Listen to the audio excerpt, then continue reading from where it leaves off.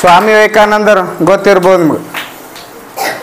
155 ವರ್ಷಗಳ ಹಿಂದೆ ಅಂದ್ರೆ 1863ರಲ್ಲಿ 1863 ಜನವರಿ 12ರಂದು ಪಶ್ಚಿಮ ಬಂಗಾಳದಲ್ಲಿ ಜನಿಸಿದರು ಅಂತ ನಾವು ಹೇಳ್ತೀವಿ. ಹೌದಾ? ಈ ಸ್ವಾಮಿ ವಿವೇಕಾನಂದರು ಅಥವಾ ಸ್ವಾಮಿ ವಿವೇಕಾನಂದರಿಗೆ ಯಾಕೆ ಯುವಕರ ದಿನ ಅಥವಾ ಹಾರ್ಟ್ ಬೀಟ್ ಅಂತ ಕರಿತೀವಿ ಅನ್ನೋ ನೋಡಿ. ಸ್ವಾಮಿ ವಿವೇಕಾನಂದರು ನೀವೇನು ಗದ್ಲಿ ಮಾಡ್ಲಿಕ್ಕಿರ್ತಾರ ಇದೇ ಟೈಪ್ ಅವರು ಹೆಂಗಿದ್ರು ಅಂತಂದ್ರೆ ಚಿಕ್ಕವರಿದ್ದಾಗ ಭಾಳ ತುಂಟ ಇದ್ದರಂತ. ತುಂಟ ಇದ್ರು ಆದ್ರೆ ಅದ್ರ ಜೊತೆ ಜ್ಞಾನನೇ ಇತ್ತು ಅವ್ರಿಗೆ. ಯಾಕಂತಂದ್ರೆ ಬದುಕಿದಂಥ 30ರಿಂದ 35 ವರ್ಷದಲ್ಲಿ ಅಗಾಧ ಸಾಧನೆಯನ್ನು ಮಾಡಿ ಹೋದಂಥ ಸ್ವಾಮಿ ವಿವೇಕಾನಂದರು ಅವ್ರ ಬಗ್ಗೆ ಒಂದು 2 ಮಾತು ಹೇಳಬೇಕು ಅಂತಂದ್ರೆ ನೋಡಿ, ಭಾರತ 150 ವರ್ಷಗಳ ಹಿಂದೆ ವಿದೇಶಿಯರಿಗೆ ಹೆಂಗಪ್ಪ ಅಂತಂದ್ರೆ ಒಂಥರ ಈ ಸಂಸ್ಕೃತ ಇಲ್ಲದ ದೇಶ ಅಂತ ತಿಳ್ಕೊಂಡಿದ್ರು. ನಮ್ಮ ದೇಶ ಸನಾತನ ಸಂಸ್ಕೃತ ಅಥವಾ ಸಂಸ್ಕೃತಿ ಬೇರೆ ದೇಶಕ್ಕೆ ಗೊತ್ತು ಮಾಡಬೇಕು ಅಂತಂದ್ರೆ ಅಂಥ ಜ್ಞಾನವುಳ್ಳಂಥ ಸನ್ಯಾಸಿಗಳು ವಿದೇಶಕ್ಕೆ ಹೋಗಿ ನಮ್ಮ ಸಂಸ್ಕೃತಿಯನ್ನು ಹರಡಿಸಿದ್ಲ ಮತ್ತು ನಮ್ಮ ಸಂಸ್ಕೃತಿ ಬಗ್ಗೆ ಭಾಷಣನೇ ಮಾಡಿದ್ದಿಲ್ಲ. ನಿಮ್ಗೆ ಗೊತ್ತಿರ್ಬೋದು 1893ದಾಗ ಒಂದು ಚಿಕಾಗೋ ವಿಶ್ವ ಧರ್ಮ ಸಮ್ಮೇಳನದಲ್ಲಿ ಅಮೇರಿಕದಾಗಿದ್ದಂಥ ವಿಶ್ವ ಧರ್ಮ ಸಮ್ಮೇಳನದಲ್ಲಿ ಒಂದು ಆಹ್ವಾನ ಬಂದಿರ್ತದೆ ಪ್ರತಿಯೊಂದು ದೇಶಕ್ಕೆ. ನಿಮ್ಮ ದೇಶದಲ್ಲಿ ಇರ್ತಕ್ಕಂಥ ಪ್ರತಿಭಾವಂತರು ಯಾರಾದರೂ ಇದ್ರ ನಿಮ್ಮ ದೇಶದ ಸಂಸ್ಕೃತಿಯನ್ನು ಇಲ್ಲಿ ಸಾಬೀತುಪಡಿಸಿರಿ ಅಂತ ಕಿಸಿ. ಅದೇ ಟೈಪ ಇಂಡಿಯಾಕ್ಕೂ ಬಂದಿರ್ತದೆ. ಇಲ್ಲಿ ಹೋಗಬೇಕು ಅಂತಂದ್ರೆ ಅವ್ರಿಗೆ ಸಹಾಯ ಮಾಡೋರಿಲ್ಲ ಎಷ್ಟೋ ಜನ. ಯಾಕಂತಂದ್ರೆ ನಾವು ಅವಾಗ ಬ್ರಿಟಿಷರಿಂದ ಆಳ್ಸ್ಕೊತಿದ್ದೆವು, ಅಂದ್ರೆ ಬ್ರಿಟಿಷರು ನಮ್ಮನ್ನು ಆಳ್ತಿದ್ದರು. ಇಲ್ಲಿದ ಅಲ್ಲಿಗೆ ಹೋಗ್ಬೇಕು ಅಂತಂದ್ರೆ ಅಮೇರಿಕಕ್ಕೆ ಹೋಗ್ಬೇಕಂತಂದ್ರೆ ಆವಾಗ ವಿಮಾನ ವ್ಯವಸ್ಥೆನೇ ಇದ್ದಿದ್ದಿಲ್ಲ. ಯಾರ್ದಾಗ ಹೋಗ್ಬೇಕಾಗಿತ್ತು? ಹಡಗು ಮುಖಾಂತರ. ಆ ಹಡಗು ಮುಖಾಂತರ ಹೋಗ್ಬೇಕಂತಂದ್ರೆ ಅಷ್ಟು ದುಡ್ಡು ಹೊಂದಾಣಿಕೆ ಮಾಡ್ಕೋಬೇಕಂದ್ರೆ ಅವ್ರ ಆರ್ಥಿಕ ಹಣನೂ ಇದ್ದಿದ್ದಿಲ್ಲ ಆರ್ಥಿಕವಾಗಿ. ನಾವು ಓದ್ತೀವಿ ಇತಿಹಾಸದಾಗ ನಮ್ಮ ಮೈಸೂರಿನ ಮಹಾರಾಜರು 10ನೇ ಚಾಮರಾಜ ಒಡೆಯರ್ ಹತ್ರ ಬಂದಿರ್ತಾರೆ.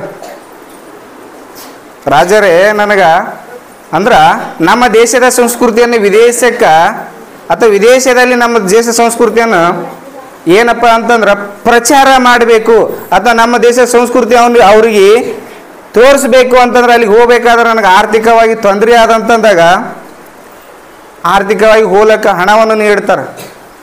ಯಾರು? 10ನೇ ಚಾಮರಾಜ ಒಡೆಯರ್, ಮೈಸೂರಿನ 10ನೇ ಚಾಮರಾಜ ಒಡೆಯರ್.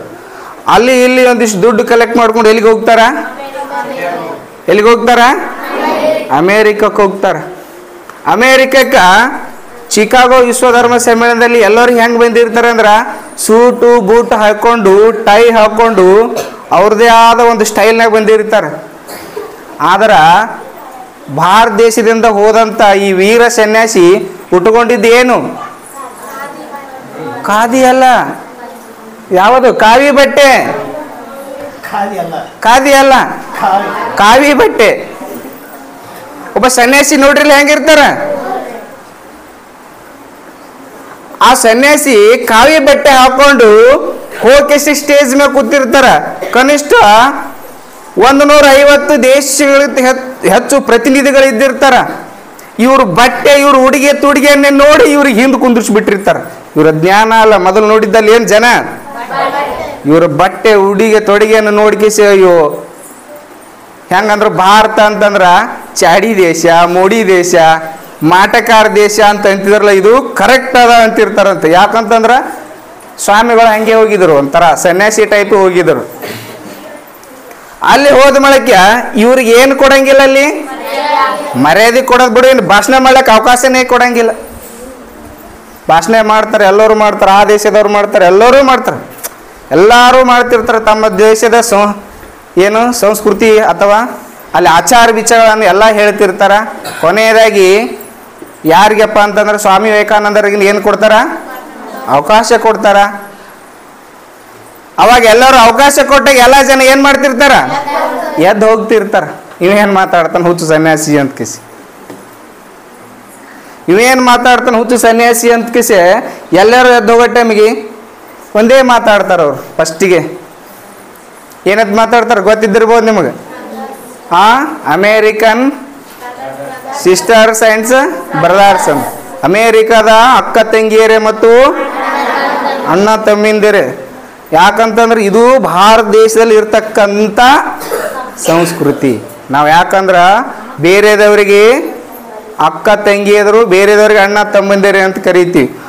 ಇಲ್ಲಿ ಉಳಿದವ್ರು ಎಲ್ಲರೂ ಯಾರೂ ಮಾಡಿಲ್ಲ ಅಲ್ಲಿವರೆಗೆ ಅದು ಇಲ್ಲ. ಭಾಷಣದಾಗ ಬರೀ ಸರ್ ಅನ್ನೋದು, ಆ್ಯಂಡ್ ಅನ್ನೋದು, ಮೇಡಮ್ ಅನ್ನೋದು, ಬಾಸ್ ಅನ್ನೋದು ಇದೇ ಟೈಪ್ ಮಾಡಿದರು. ಅಲ್ಲಿ ಕನಿಷ್ಠ 5 ನಿಮಿಷಕ್ಕಿಂತ ಹೆಚ್ಚು ಏನು ಮಾಡ್ತಾರೆ? ಒಂದು ಮಾತಿಗೆ ಎಲ್ಲರೂ ಕ್ಲಾಪ್ಸ್ ತಡ್ತಾರ ಅಂತ ನಾವು ಇತಿಹಾಸದಿಂದ ತಿಳ್ಕೊಂಡಿರ್ತೀವಿ.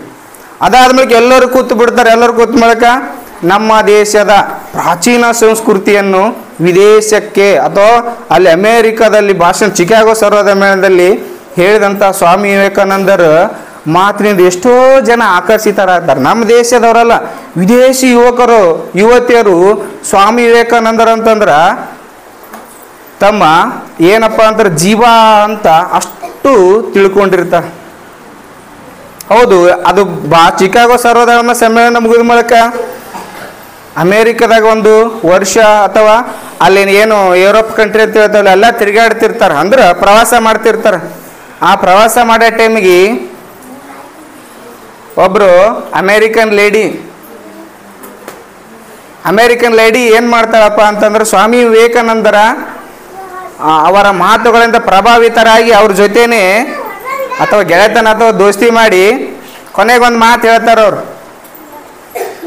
ಸ್ವಾಮೀಜಿಗಳೇ, ನಾ ಏನು ಮಾಡ್ಬೇಕಂತ ಮಾಡೀನಿ? ನಿಮ್ಮನ್ನು ಮದುವೆ ಆಗ್ಬೇಕಂತ ಮಾಡೀನಿ ಅಂತ ಕಿಸಿ. ಏನು ಮಾಡ್ಬೇಕಂತ ಮಾಡೀನಿ? ಸ್ವಾಮೀಜಿಗಳು ಏನು ಅನ್ನಂಗಿಲ್ಲ ಅಂದ್ರೆ ವಿವೇಕಾನಂದರು ಏನು ಅನ್ನಂಗಿಲ್ಲ, ನೀ ನನ್ನನ್ನು ಮದುವೆ ಆಗೋ ಉದ್ದೇಶ ಏನು ಅಂತ ಕೇಳ್ತಾರ ಅವರು.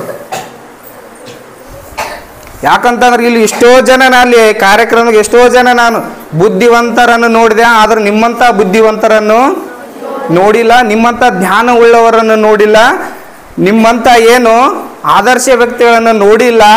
ನಾನು ನಿಮ್ಮನ್ನು ಮದುವೆಯಾಗಿ ನಿಮ್ಮ ಥರನೇ ನಾನು ಒಂದು ಏನು ಪಡಿಬೇಕು? ಮಗುವನ್ನು ಪಡಿಬೇಕು ಅಂತ ಕಿಸಿ. ಅವಾಗ ಹೇಳ್ತಾರೆ ಸ್ವಾಮಿ ವಿವೇಕಾನಂದರು,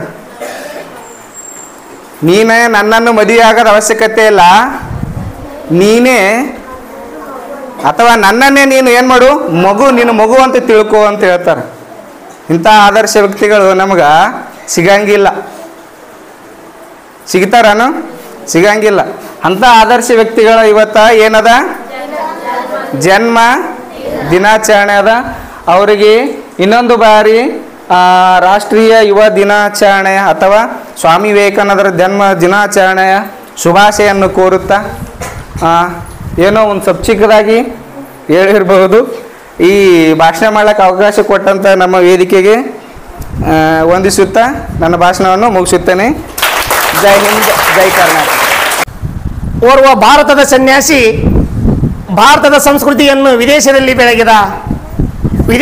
ಬೆಳಗಿರ್ತಕ್ಕಂಥ ಸನ್ಯಾಸಿಯನ್ನ ಬಟ್ಟೆಯನ್ನು ನೋಡಿ ಹೀಯಾಳಿಸುವುದಲ್ಲ, ಬಟ್ಟೆಯನ್ನು ನೋಡಿ ಒಬ್ಬ ವ್ಯಕ್ತಿಯನ್ನು ಹೀಯಾಳಿಸುವುದಲ್ಲ, ಹೀಯಾಳಿಸ್ತಕ್ಕಂಥ ವ್ಯಕ್ತಿಯಲ್ಲಿ ಯಾವ ರೀತಿಯ ಜ್ಞಾನವನ್ನು ಇತ್ತು ಅಂದರೂ ಕೂಡ ವ್ಯಕ್ತಿಯ ವ್ಯಕ್ತಿತ್ವವನ್ನು ಅರಿಬೇಕಾದ್ರೆ ಯಾವ ರೀತಿಯ ಜ್ಞಾನವನ್ನು ಒಳಗೊಂಡ ಅನ್ನೋದರ ಮೂಲಕ ಅಂತ ಒಂದು ರೂವಾರಿ ಮತ್ತು ಚೇತನ ಮತ್ತು ಶಿಕ್ಷಣದ ಸ್ಫೂರ್ತಿ ಆಗಿರ್ತಕ್ಕಂಥ ಸ್ವಾಮಿ ವಿವೇಕಾನಂದರ ಕುರಿತು ಅತ್ಯುತ್ತಮವಾಗಿರ್ತಕ್ಕಂಥ ವಿಶೇಷವಾಗಿರ್ತಕ್ಕಂಥ ಮಾತುಗಳನ್ನು ಆಡುವುದರ ಮೂಲಕ ಅಥವಾ ಹೇಳುವುದರ ಮೂಲಕ ಈ ಜಯಂತಿಗೆ ಒಂದು ಶುಭಾಶಯ ಕೋರುತ್ತಾ ಮತ್ತು ಒಂದು ಒಳ್ಳೆಯ ಮೆರಗನ್ನು ನೀಡುತ್ತಾ ತಮ್ಮೆರಡೂ ಅನಿಸಿಕೆಗಳನ್ನು ನೀಡಿರ್ತಕ್ಕಂಥ ಯಲ್ಲಲಿಂಗ ಸರ್ಗೆ ಧನ್ಯವಾದಗಳು.